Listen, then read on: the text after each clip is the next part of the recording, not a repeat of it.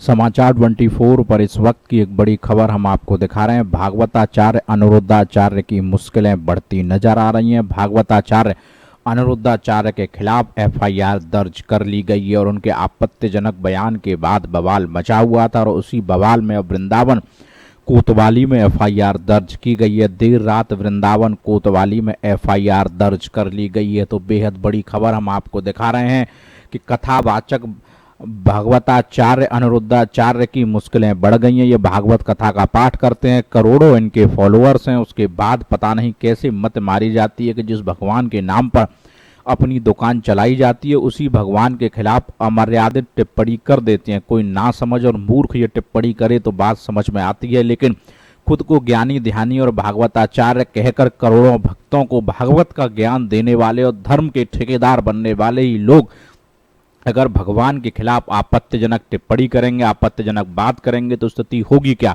हम आपको पूरी डिटेल बता देते हैं कि भागवताचार्य अनिरुद्धाचार्य ने एक भागवत के दौरान कहा था कि स्त्री का ज्यादा सुंदर होना एक दोष है और कुरूपता है, यानी कि स्त्री अगर सुंदर है तो दोष है। उदाहरण देते हुए उन्होंने माँ सीता का जिक्र किया कि वो सुंदर थी, इसलिए उनका अपहरण रावण के द्वारा किया गया था। साथ ही द्रौपदी का भी उन्होंने उदाहरण देते हुए कहा कि वो सुंदर थी इसलिए मुश्किल में आई, यानी उनका कहने का तात्पर्य ये था कि स्त्री अगर सुंदर है तो ये उसके लिए एक कुरूपता है, यानी उसके लिए श्राप है, वरदान न होकर श्राप है। लेकिन जिस तरीके से माँ सीता की पूजा की जाती है, सवाल ये भी उठता है कि एक भागवताचार्य अगर माँ के खिलाफ, क्योंकि सीता हम लोगों की माँ है, माँ सीता और माँ भगवान राम के खिलाफ अगर इस तरह की आपत्तिजनक बात अगर की जाएगी तो समझ में ये आना बड़ा मुश्किल है कि एक भागवताचार्य जो खुद सबको ज्ञान देते हुए नजर आते हैं वो खुद अपनी माँ की सुंदरता और कुरूपता की बात कैसे कर सकते हैं और अपनी माँ पर आपत्तिजनक टिप्पणी कैसे कर सकते हैं। तो इस पूरे प्रकरण में सवाल यह उठता है कि इस तरह के भागवताचार्य क्या मद में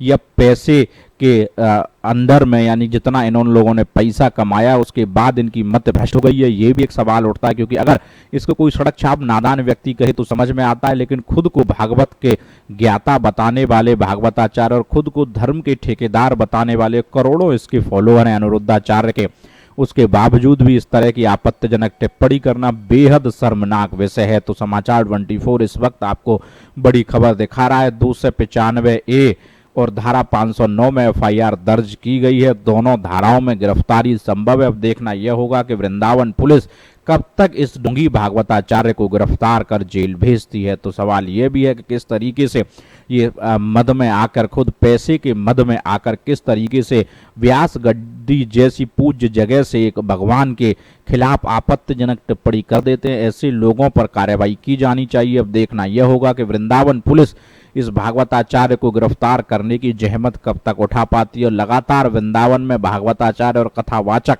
लगातार इस मद में है कि किस तरीके से उनके करोड़ों फॉलोअर हैं, तो कानून से खुद को ऊपर समझते हैं। अब देखना यह होगा कि इस ढोंगी भागवताचार्य की गिरफ्तारी कब तक होती है। तो बड़ा सवाल यह है कि एफआईआर दर्ज हो गई है, अब गिरफ्तारी पर भी सवाल मचा हुआ है। तो पूरे घटनाक्रम में देर रात वृंदावन थाने में एफआईआर दर्ज कर ली गई है।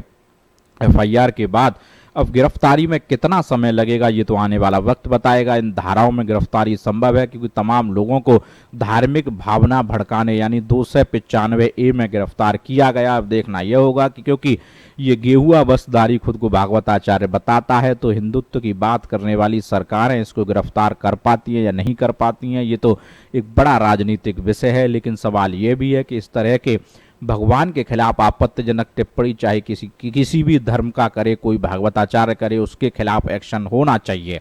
तो ये एक बड़ी खबर, बड़ी जान